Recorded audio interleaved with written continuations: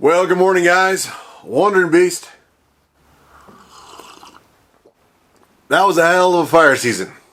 Man, if you're living in a rock, we started here in the Pacific Northwest just before Father's Day. Once Father's Day initial attack we had up in the Ochicos here in Central Oregon, we didn't really stop until we were getting snowed on in about the first week of November. And that's kind of how she went all summer long. So I tried to put up some fun reels, whatever you want to call them, on Instagram. I think I managed to put a few up on YouTube, and we had a wild time. So, you know, there's every year I make one of these videos and it says I'm back. And I think even last year I said I feel like all I do is make I'm back videos. And that's not far from the truth. Between fire season getting ever longer and a few projects around the house and a few things that haven't really worked out, I really have fallen behind making videos. And I apologize for that. Again, if you follow social medias like Instagram and whatnot, I do try to post on there a little bit more often, a little more bite-sized, shorter, easier to edit, less intensive, less time intensive videos. So I am back. We're now late February when I'm filming this. Just got a nice haircut from my wife using a dog clipper, which is off of Amazon. That actually worked really well. If you guys are old enough to remember the Flowbee, it's like a vacuum hair clipper thing. This is designed for animals. It doesn't really work great on our animals, but it worked fantastic for my youngest son and I. We all got haircuts. So yeah, fire season. When fire season ends, you have to just unwind a little bit. And it isn't even physically. It's also mentally exhausting to run at that high of a pace for so long without break. I sort of had a kitschy conversation with my son about this, but I was actually having a beer with a buddy of mine, and we were talking about how many days and hours. I don't know if I've ever talked to you about this, but when you work it out, I think it was 108 days at 16-hour days on average. And you extrapolate that out to how many weeks that is. And then if you divide by the standard 40-hour work week, I think we came up with 42 weeks or something. Nearly a full year. At least 3/4 of a year of a 40-hour work week job squeezed into this 4 or 5 month period. It's intense. So mentally, physically, you need a little bit of a break.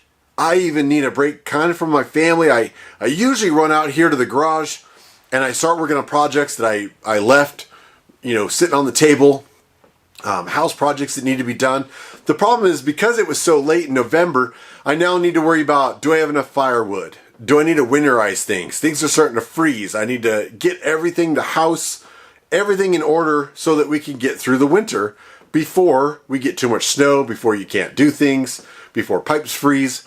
So I immediately kind of had to jump into that attitude of, you know, the household has to get set. I had to kind of take a little step back and just take a deep breath and get recentered, and so I can focus on fun and family and things. And then Christmas time comes, and I generally try not to do much around December other than focus on family and Christmas and all the fun things. And that really helps reset me a little bit.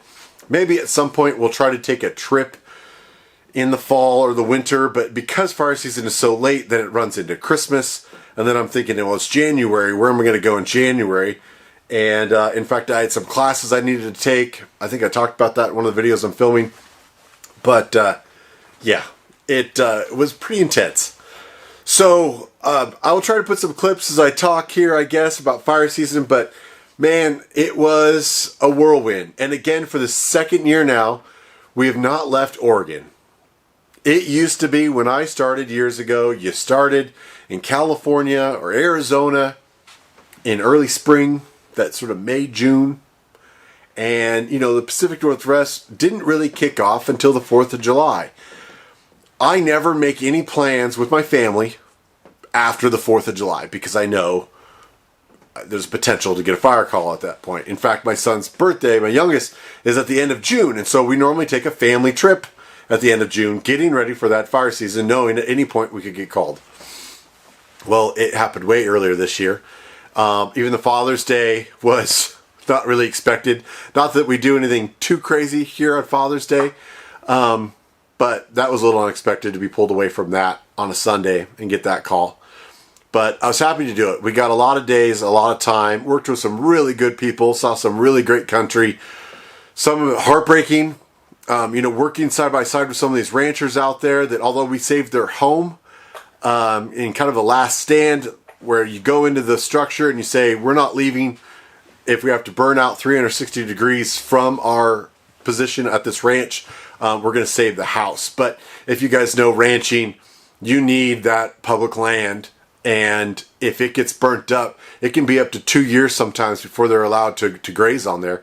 So some of these ranch owners, some of the ranch just managers, you know, they're sitting there looking at this, they're like, I don't know what I'm going to do for a couple of years. And with the price of cattle and beef, it gets deep into the whole situation. So yes, fire and the storms and everything were ridiculous. This is the first year I've been out putting fire on the ground at midnight with lightning and thunder over my head. It was just that intense of just a non-stop go, go, go.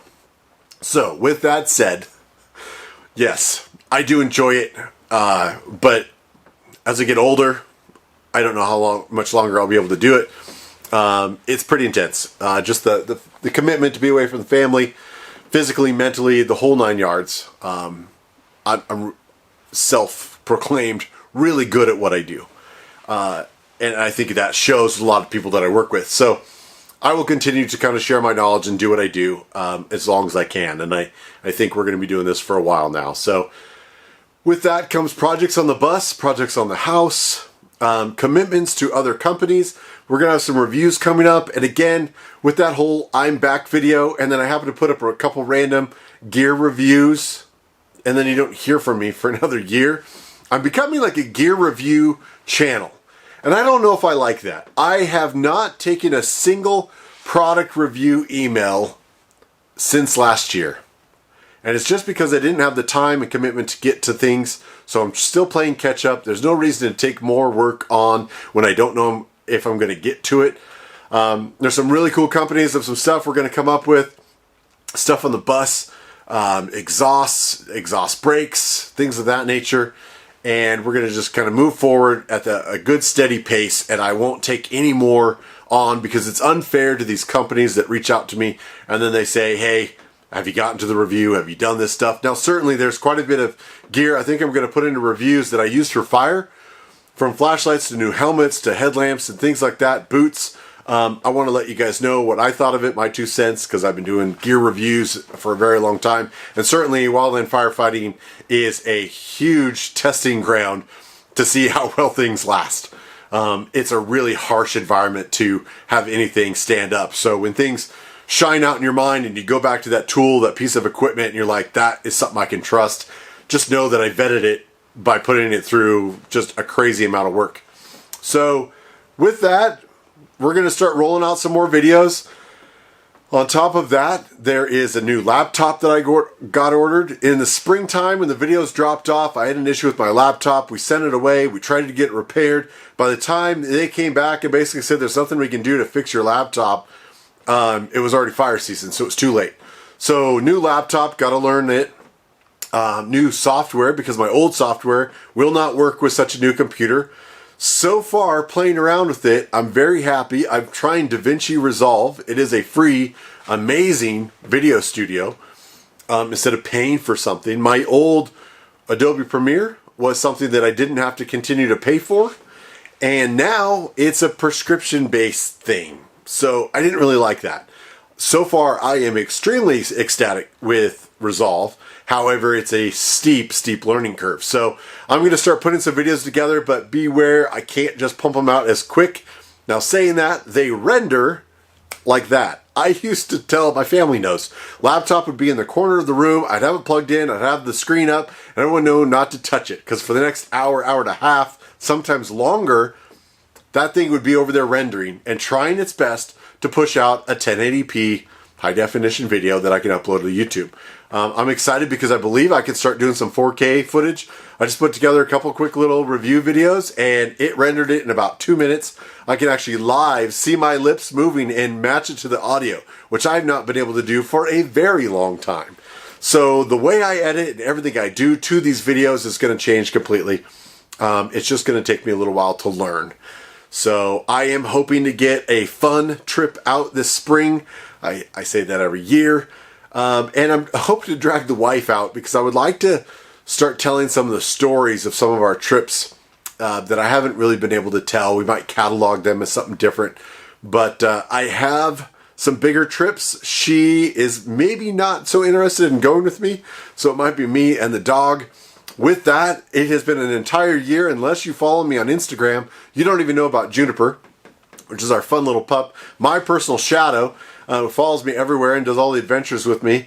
So I think we should do kind of an introduction with her, at least so you guys know what she is in the background. I just saw Jason, Prime Outdoors, got a new little puppy, so I'm excited to get out there and maybe let him play if she's not too grumpy. But yeah, I'm excited, guys. Thanks for watching. Thanks for all of your love and support. It means a ton. This is why I keep doing this. You know, I have close to 40,000 subscribers, but certainly there's a much, much smaller subset of you guys that follow and you know, comment and are engaging in my videos, and that's okay. I'm doing it for you guys. I know I'm all over the board between the scout stuff. I don't really do motorcycle stuff anymore. I certainly haven't been even taking trips in the bus anymore. So I'm just a gear review video channel, I guess. But I will try to change that. That is my promise to you guys. Try to, you know, send me a quick little message. Be like, what's up, bro? We need another video for me. So I'd like to hear from you guys. Hope you guys, your has been well, your Christmas has been well, and everyone is happy and healthy. This is Wandering Beast. We're going to sign off this morning, guys. We'll see you down the road.